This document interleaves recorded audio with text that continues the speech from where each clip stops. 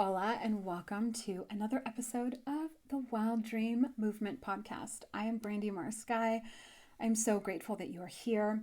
And before we get into today's episode, I want to share a couple of things with you.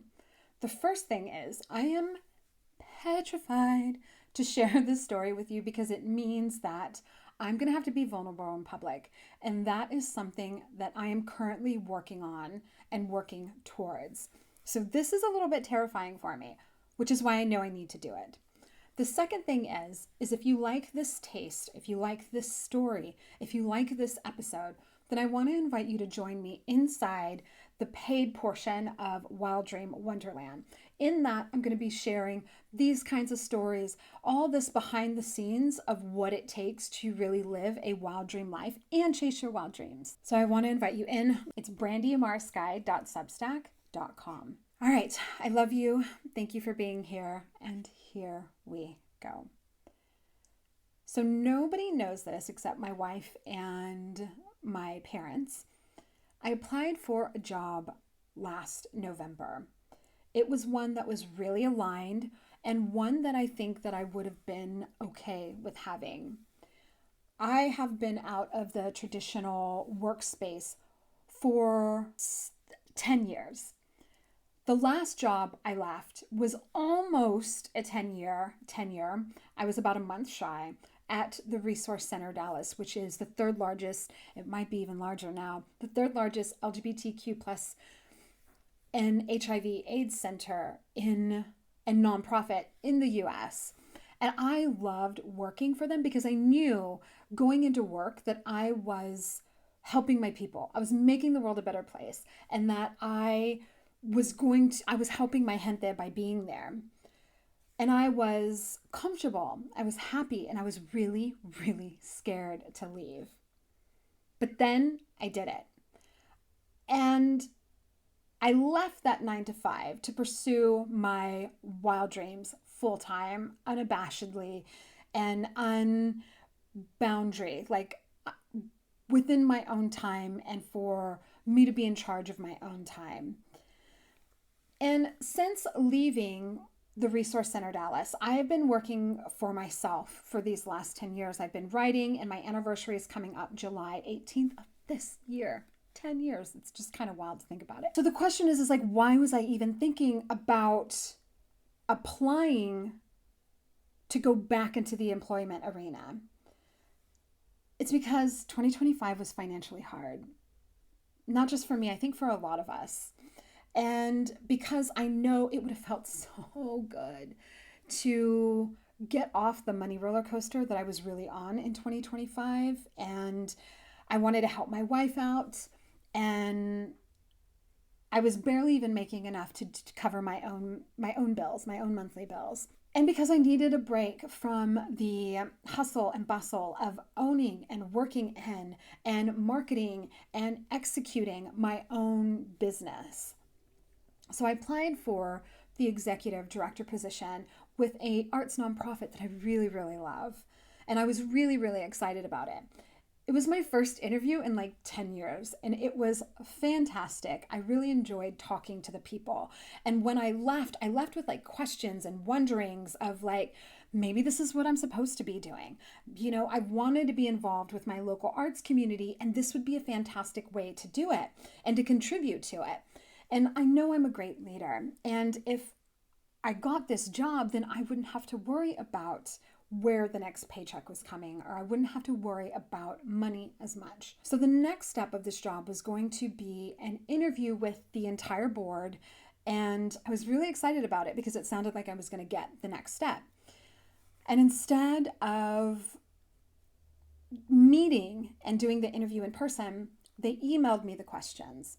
And in hindsight, I probably should have known right then and there that this was not going to go my way, but it didn't. Like, I was still so caught up in the dream of doing this job, the dream of having a steady income. And I spent all of November believing that with my whole body that this was what I was supposed to do, that I was going to get this job. And then on December 9th of 2025, I got that generic email that everybody hates getting that said something to the effect of, after reviewing all applications, we've decided to move forward with another candidate. And I was devastated. I was crushed. I was heartbroken. I was gutted. And I was sobbing like ballistically, like hands in my face, like just guttural crying out loud. And when I told my wife that I didn't get the job, she was like, "You're joking." She thought I was joking. And even though she didn't say it at the time, I knew that she was also disheartened by the fact that I didn't get this job, because I could see the worry of her on her face as to like, how are we going to make this thing happen? And kismetly, the earlier in the day when my wife and I were driving around town, I told her that when I get this job, we are going to go celebrate at the Cheesecake Factory. I'm obsessed with their Korean cauliflower barbecue. I think it's the Korean barbecue cauliflower. It's just so, so good. And so we were going to go and celebrate once I got this job. Obviously, that didn't happen. The day after I received the news, I decided that I was going to go eat there anyway. And we did. And sitting there, I realized that what I was really disappointed about, what I was really crying about, was this dream and vision of financial ease in 2026. It felt like this picture of abundance was just like gone, right? No job, picture of abundance, gone. Like I had put all my eggs in this basket without knowing there was a hole in it, and they all just came tumbling out, crashing, breaking, cracking. That's what I felt like my vision had done because I didn't get this job. And as I was sitting there and eating the amazing Korean cauliflower, it started to feel really, really delicious as I started to kind of reclaim my power back from not getting the job, and the belief that this was the only way, my only way to financial success. And I left the job market in 2016 because I didn't believe that having a job was our only way to financial success. And here I was, almost 10 years later, like hopping back onto that belief because things had gotten hard. And thinking about this experience now, a little over a month later of like having this realization, I set some really big, wild dreams for 2026. The kind of dreams that don't depend on someone else saying yes, but me showing up like every day to the page. Dreams that the universe knew I couldn't chase if I had to dedicate 20 hours to executive director duties and working on someone else's dream. It did not feel that way at the time. It felt like rejection. It felt like it was the first time, and it was the first time I didn't get a job that I applied for. It was ego just shattering. And it felt like the first time since 2016, I was relying on this job to make my wild dream of abundance happen. Like it was an absolute in my mind. If I didn't get this job, then my wild dream will never happen, which is utter bullshit. Utter and complete bullshit. And as I share this story, I'm reminded of Brianna Wiest's words from day 13 in her book, The Pivot Year, in which she says and shares this: what feels on the surface like rejection is often redirection. When you ask for a big life, you cannot keep fighting for a smaller one to stay. Oof. When you ask for a big life, you cannot keep fighting for the smaller one to stay.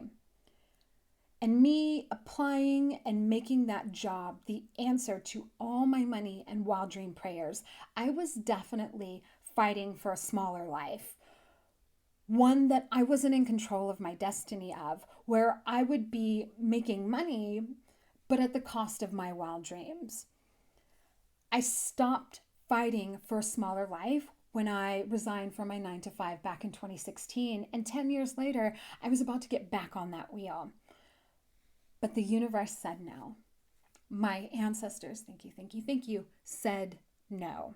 My wild dream life and my wild dreams said no. And now, almost a month later, I'm finally saying no too. And honestly, now I'm really, really grateful for their no.